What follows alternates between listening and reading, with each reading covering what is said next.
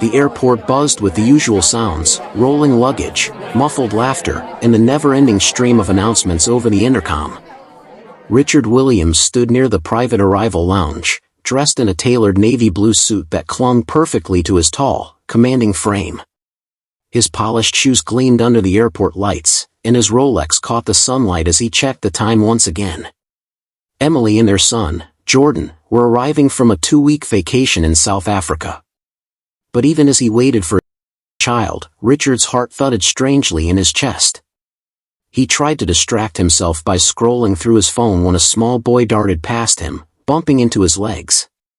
"Sorry, sir," the child said in a soft, polite voice. Richard looked down and froze. The boy couldn't have been more than 6 years old. His face was youthful but strikingly familiar. But what stopped Richard cold was the peculiar birthmark, a half-moon shape just beneath the boy's left ear. That mark, it was a genetic trait, passed down through Richard's family for generations. Rare. Specific. Almost sacred. Before Richard could gather his thoughts, a woman called out, her voice filled with both authority and warmth. "Liam." She appeared, graceful, confident, and stunning. She hurried over, took the boy's hand, and gently scolded him for running off. "I'm sorry," she said, glancing at Richard with a soft smile. "He didn't mean to." Richard's breath caught in his throat. He knew that face. He had etched it into his memory 6 years ago. She was older now, more refined. Her long braids were tied neatly into a bun, her features sharper, her presence even stronger. "Wait," he said, stepping forward. "Do I know you?" Her expression changed instantly, tense, guarded. "I don't think so, sir." "Come on, Liam." Before he could say another word, she was gone. She disappeared into the sea of travelers, her son glancing back one last time. Richard stood frozen in place. He knew what he saw. And he needed answers. Minutes later, Emily strolled out of the terminal, perfectly made up as always. Jordan followed beside her, glued to his iPad, barely glancing at his father.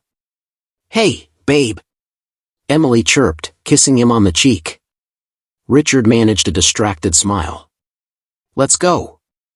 In the back seat of their black luxury SUV, his mind kept replaying the moment with the boy. The birthmark. The woman's eyes. Could it be? By the time they reached their sprawling mansion, Richard was already pulling his head of security, Darren, aside. "I need you to find someone. Her name is Claire. She has a son named Liam. I need to know where she lives, where he goes to school, everything." Quietly. What Richard didn't know was that Emily stood by an upstairs window, watching him closely. Her eyes narrowed as she whispered to herself, "Claire. No. I won't let you ruin this." Darren worked fast. Within 2 days, he traced Liam to a prestigious private school in the city. Using discretion, he managed to collect a strand of hair from Liam's desk. That evening, he handed the sample to Richard for a DNA test. But Emily was already several steps ahead. That night, when the house was quiet, she slipped into Richard's private study. Her hands trembled slightly as she opened the sealed envelope Darren had left. She pulled out the small vial containing Liam's hair and quickly replaced it with a sample from Jordan's hairbrush. Then, she prayed. A few days later, Richard received the DNA results. He read them slowly. Jordan, 99.98% match. Liam, not related. He leaned back in his chair, confused. Something didn't feel right. Meanwhile, Claire was celebrating a small but meaningful victory. After years of struggle, she had landed a job as a legal advisor at Williams Holdings, the very empire owned by the man from that night, though she had no idea. Her first day at work was a whirlwind. She wore a soft gray suit and walked into the towering building with her head high. Years of studying, of juggling motherhood and law school, had led to this moment. Richard spotted her the moment she stepped into the boardroom. She paused as their eyes met. "You're the new counsel?" he asked. Claire straightened. "Yes, sir." ensign. He gave a small smile. "Welcome aboard." From that day, Richard found himself drawn to her. She was sharp, composed, brilliant in meetings. But more than that, there was something familiar about her energy, something he couldn't explain. Over the next few weeks, Claire proved herself. She won over difficult clients and salvaged a lawsuit that could have cost the company millions. Richard watched her with growing admiration.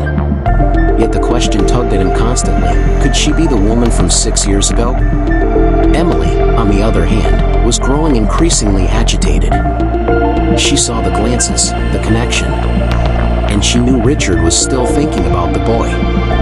So she made a move.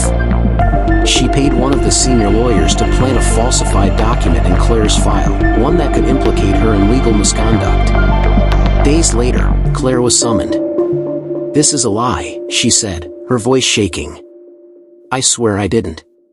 Richard sat silently at the head of the table. He watched her fear, her confusion, her pain. And something in him said, "She's telling the truth." He ordered a full review. It didn't take long. CCTV footage showed the senior lawyer sneaking into Claire's office after hours. The truth came out.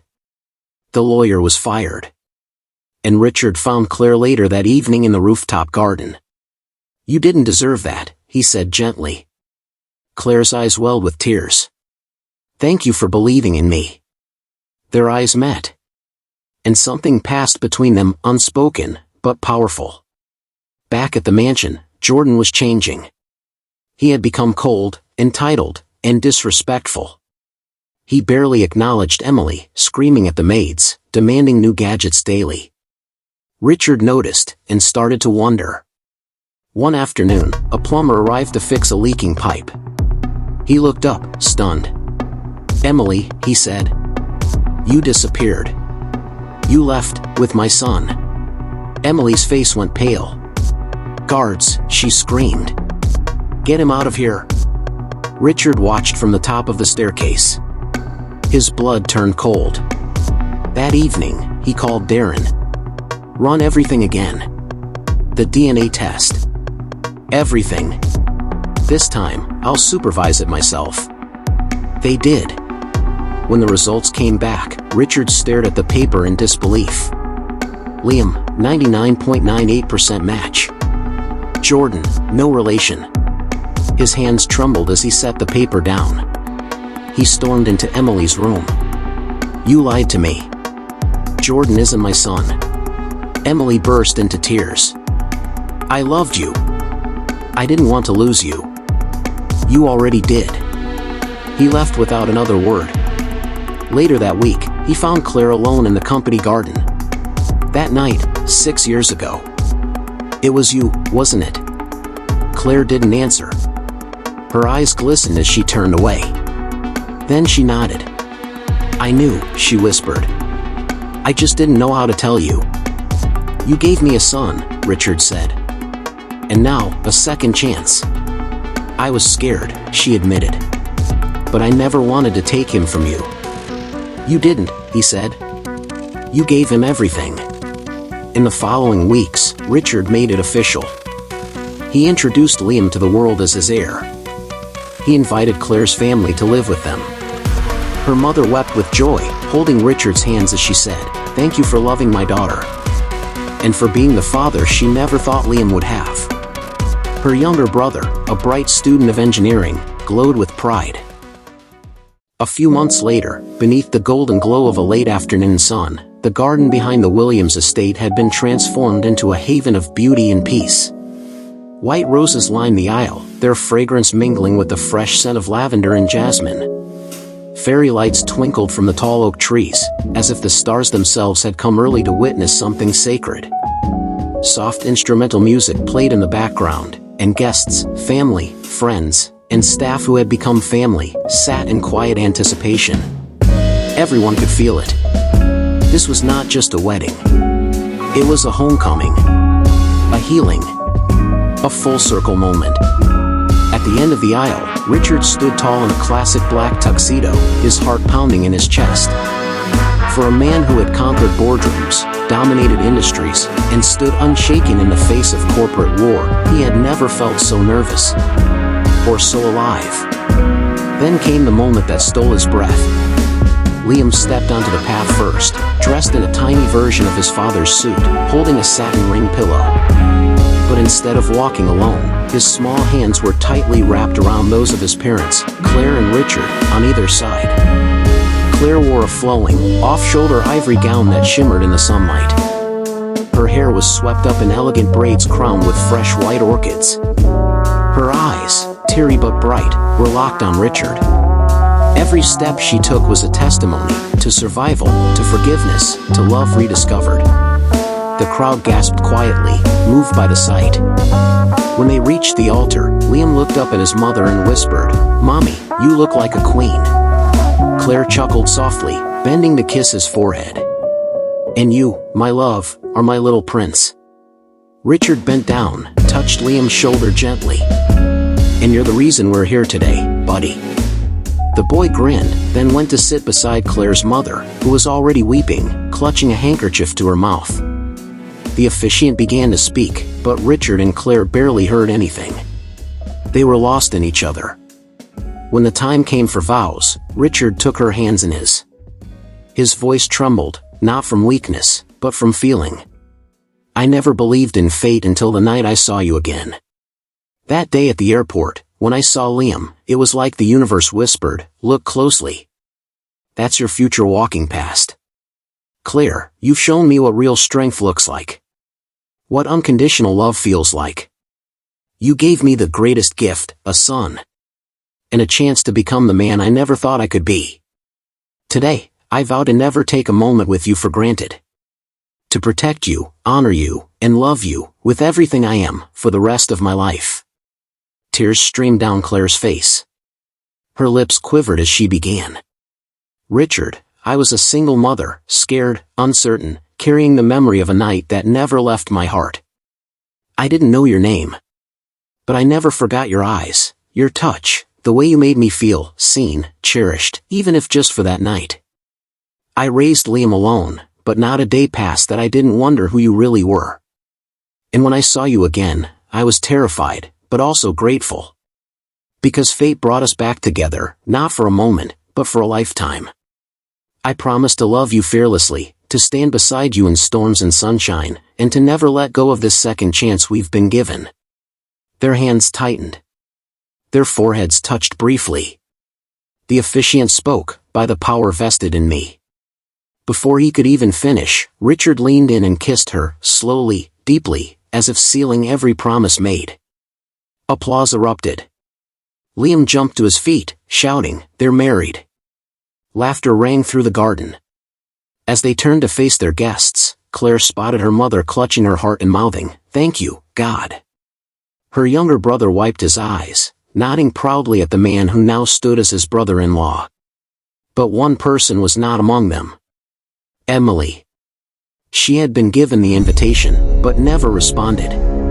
Somewhere far away, she watched the ceremony unfold in a silent video clip that had gone viral on social media. Her face was unreadable. Her world had crumbled, quietly, without drama or fanfare. No revenge. No redemption. Just silence. Her lies, her manipulation, had faded into the shadows. The mansion that once made her feel like a queen now felt like a cage of memories. Back at the wedding, Richard lifted Claire into his arms and twirled her gently as the music swelled. Liam ran to them, and the three embraced in a moment that felt too perfect to be real. But it was real. It was earned. It was love. And for the first time in a long time, everyone watching believed that fairy tales, especially the broken ones, could still have beautiful endings. Love had won. Truth had triumphed. And a family, forged through pain and providence, finally found their forever.